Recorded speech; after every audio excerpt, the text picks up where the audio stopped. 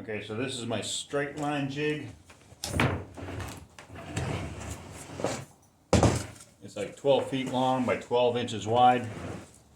It's got this wood runner in here that runs in the T-slot.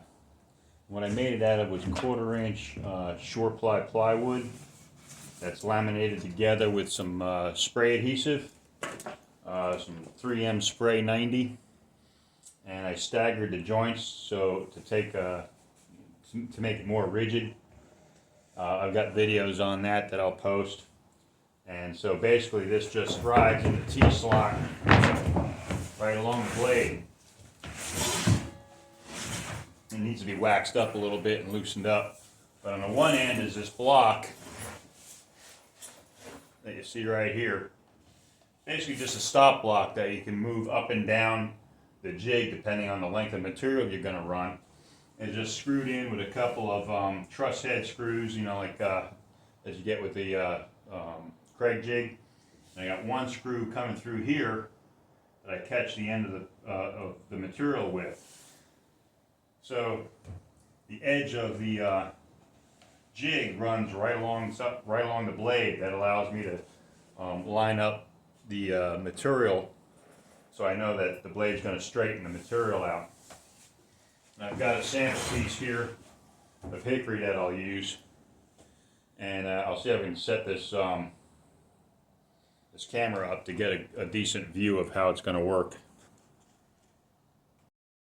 So ideally, you'd like a support table on the back here or something to support the back end of the jig, which I don't have at the moment.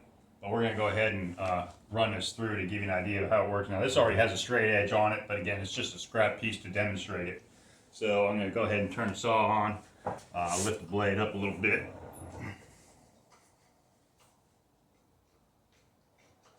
Why is the saw not turning on? I got to plug it in.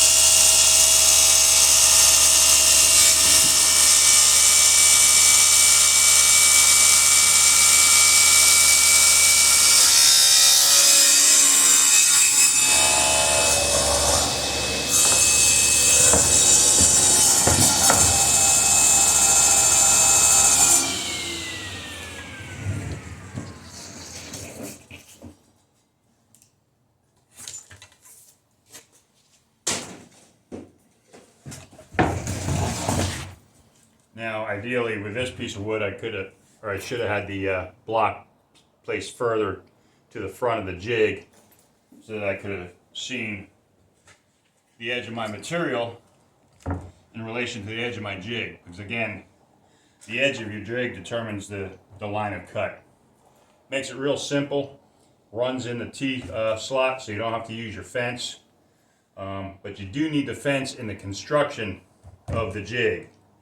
So when you're laminating your pieces together, you need at least one reliable straight edge.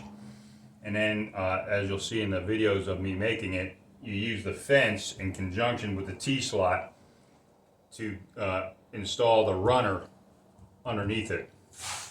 But once you get it done and it's nice and straight and moving smoothly, you can cut nice straight edges with this jig. And it moves a little faster than if you were using like a straight edge and a circular saw, because you don't have to clamp a straight edge to your piece. You just drop the piece on your jig, run it through, move to the next one. So it's pretty quick and pretty easy to use.